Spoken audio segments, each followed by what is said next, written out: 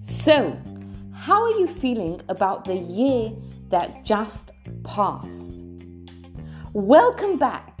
I'm Gila Ross, host of the Power Up podcast, where we share short, relatable ideas from Jewish wisdom to inspire and upgrade our everyday lives.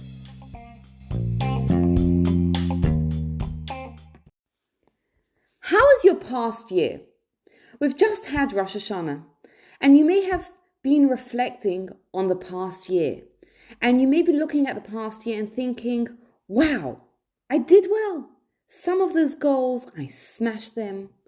Or you may be reflecting on the past year and feel disappointment. Some of the things that you had on your list to do last Rosh Hashanah are still there. Or maybe you backtracked. Maybe some of the things that you were doing well on, you slid. After all, the past year and a half has been a very, very difficult year for a lot of people. With the pandemic, with lockdowns, with many other things going on. Interestingly, I had a moment on Rosh Hashanah. I don't know if you've ever had an experience where a child has told you, I am never going to do this thing again. And in your head you think, yeah, right. Because you know the kid is going to do it again. And I had such a moment on Rosh Hashanah where the child said, I'm never going to do that thing again. And in my head I thought, of course you are. And it struck me and I thought to myself, oh my goodness, is that how God feels when I come Rosh Hashanah after Rosh Hashanah, saying this year I'm going to do this thing better, even though I've said the same thing last year. And it was a bit of a frightening thought for me. And then I heard an idea that I think was really, really powerful, and I want to share it with you.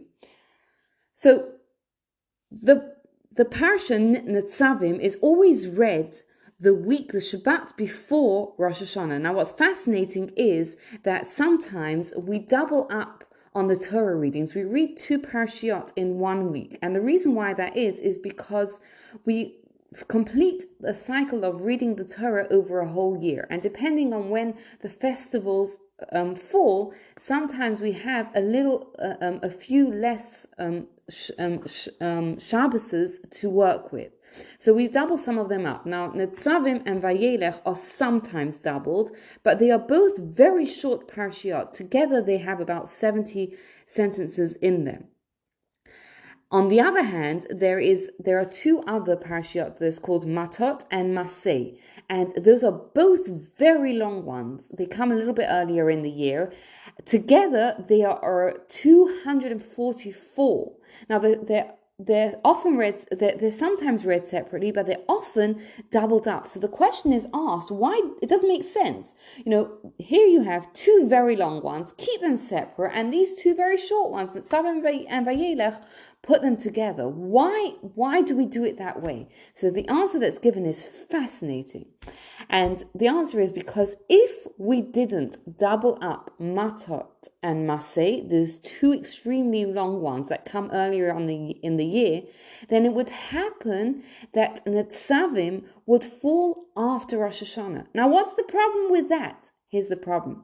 The parsha before Netzavim is the parsha where God is telling us about the curses that will come when we don't play our bit, when we don't do what we have to do. And we always have to finish that before Rosh Hashanah. Why? Because we're coming into a new year and we leave the curses behind. And it's a beautiful concept. We start a new year. We've left those curses behind. We're starting a new year. Hopefully it's a year of blessing. It's a year of abundance. It's a year of so many good things for all of us. But it's also teaching us an incredible thing about our path. We come up to Rosh Hashanah and we turn to God and we beg for another year, and we beg for health, and we beg for happiness, and we beg for abundance because we want to fulfill God's will in this world. We want to fulfill God's mission for us, and we need all those tools to do it. And sometimes we have that niggling voice of doubt that says, hey, weren't you here last year saying the same things? Or weren't you here 2 years ago and saying the same things? And didn't you mess up yesterday and didn't you mess up 6 months ago when you did XYZ? This is what it's teaching us, is those, call them curses, call them failures, call it whatever you want to do, call those negative things. But you've left them behind. They're in your previous year, they're behind. You've now started a new year and your commitment is new again. Our failures are in the past. We don't bring them with us into the new year. What an incredible mindset to start the year off with.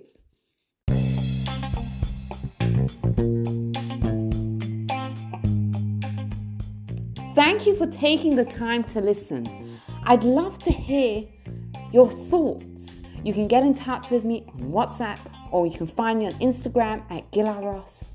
And please take a moment to rate, review, and subscribe to the podcast. Thank you and have a wonderful day.